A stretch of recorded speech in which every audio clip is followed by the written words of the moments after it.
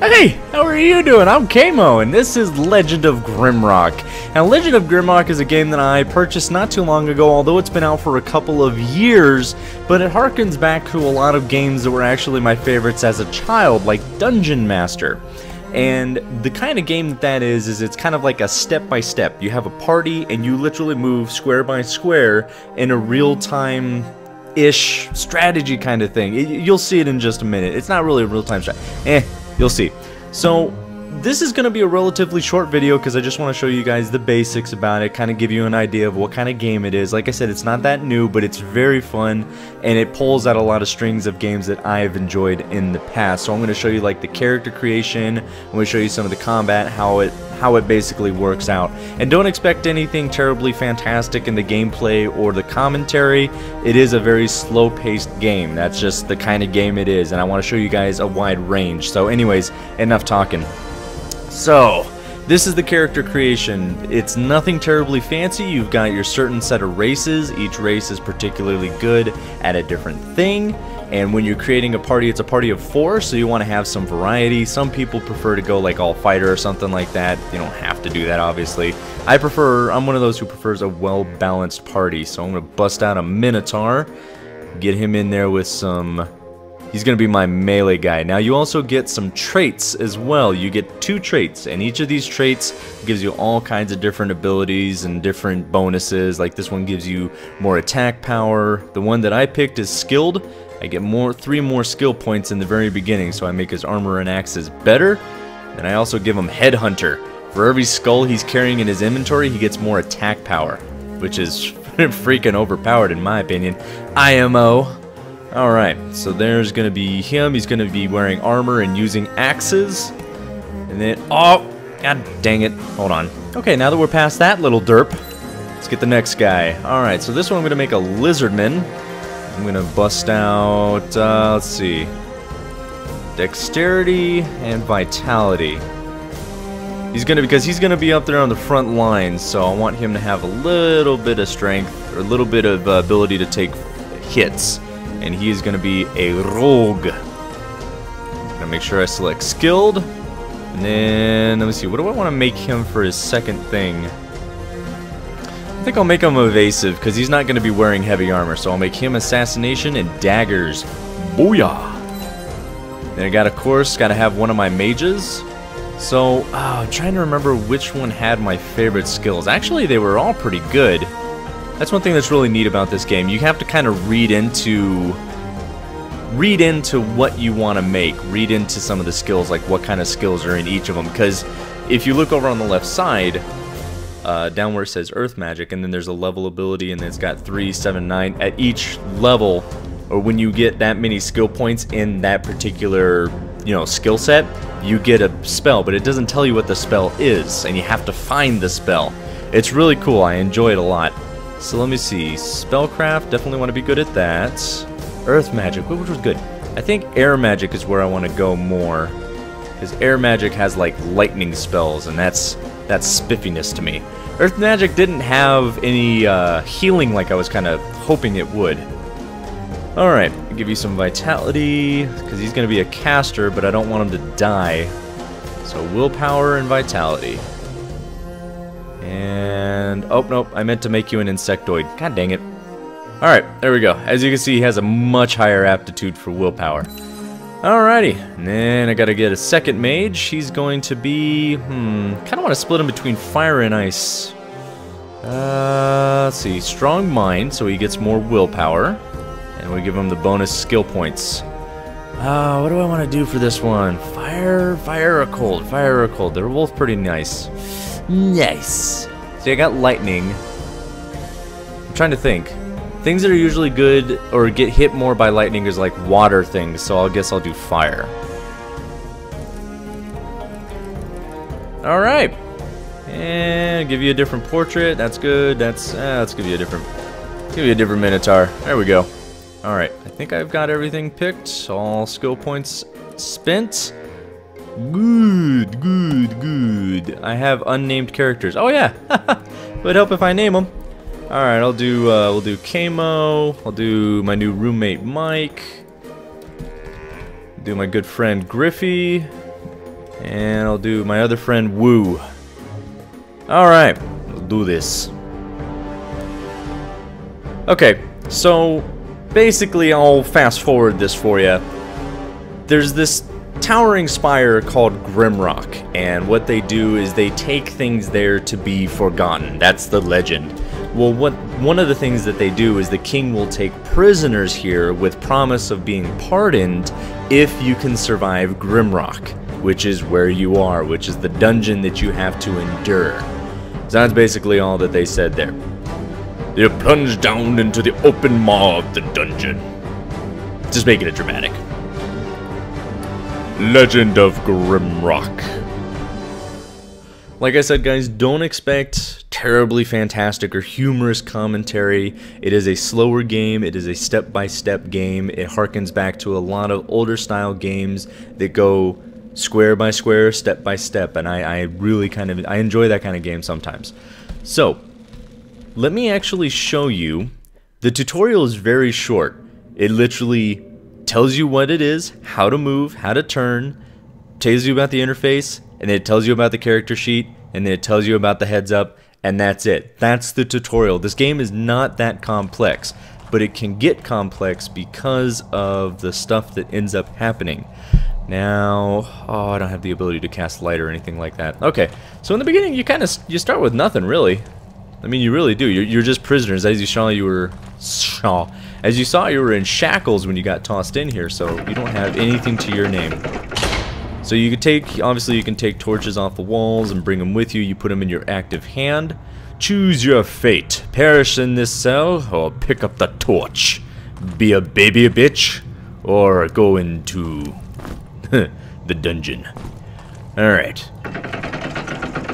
So there's not really too much going on in the very beginning. Now on the walls, one thing that's really cool about this game is there are secrets all over the place, and you have to pay attention for little kind of notches in the wall. Now one thing that's kind of nice is the notch is almost always the same in the same spot, so if you keep your eye open, you can usually find the notches and the secrets pretty easily. But a lot of times you're in combat, or you're looking for something, or you're just really immersed in what's going on, so you don't really pay attention to the walls. Alright, so as you can see, one of our first little puzzles. Oh no, how do I get there? Aha, wait, I have a rock. There you go. There's a lot of puzzle solving in this game. There's a lot of riddles in this game. Riddles is a very big thing in this game. They're all over the place, and you gotta solve them. Some of them are good, some of them are very simple, some of them are very complex. By complex, I guess I mean more like they take a moment to just think about. Okay. Now, there's a couple of modes that you can go into in this game, and one of them is old school mode. They call it old school mode, and basically what that is there's no map that gets automatically generated by the game, or that gets automatically documented by the game. You have to take out a piece of paper and a pencil and write the entire map yourself, and you can't change that at any point in the game. So if you want to go really old school and do something like that, that's also an option too.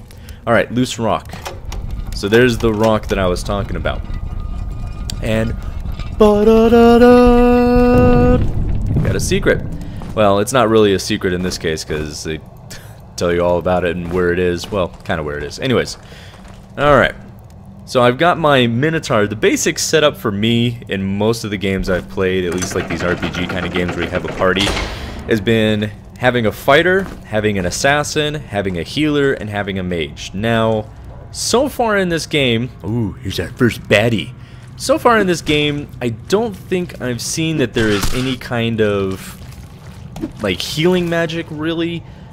You can make potions. There is a little bit of crafting. Well, actually no, it's just pretty much making potions for the most part. Get away from me. And you have to be kind of smart about it sometimes. Now, there's a lot of times where you can just overcome creatures with brute force, but as you can see, I'm trying not to give this guy a chance to strike me. And I've done it plenty of times where I've accidentally gotten myself stuck in a corner because I wasn't paying attention to where I... Oh, okay, I thought this was one of those situations. But I've gotten myself stuck in so many corners because I wasn't paying attention to where I was backing up. And looking in the map does not pause the game. So if you're running around, if you got yourself in a crappy situation, you better hope you kind of know where you want to go, because otherwise you're in trouble. And one thing that's also kind of cool about this game is that it's relatively intelligent. There's a lot of things down the interface that happen that are little, but if you're paying attention, you really notice it. Like one of them is if you use a ranged item like a rock, like I did, and you run over it later, it'll automatically pick it up and put it back in the same slot that you originally pulled it from. Alright, got myself a throwing knife. So the way that I work my assassin is I make him a melee assassin. I know a lot of people will go like, you can go like ranger, you can do thrown items. I've never been a big fan of thrown items because what happens when you get them stuck in the enemy? You can't pull them out while you're in mid-combat. See, I'm kind of going back and forth, getting him to turn, and then going... Ah, crap, he moved. Damn it. See, I didn't want to get pinned in that corner. If I stopped, I'd have been in big trouble. Oh boy. Ah, damn it. Get my Minotaur. As you could guess, my Minotaur is not very good at dodging. Ow. Oh. He hit my actual evasive guy. Come on. These snails are annoyingly difficult to kill. And you're gonna fight all kinds of stuff. Like there's these... The creature that I hate the most right now is this flying bat-like thing that reminds me of a Zubat from Pokemon that shoots lightning and... Oh, I did not mean to right-click that. I right-clicked it and ate.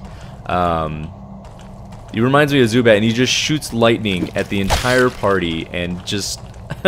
decimates you within moments if you're holding still, and she's just... He's overpowered! But seriously, he's a douche.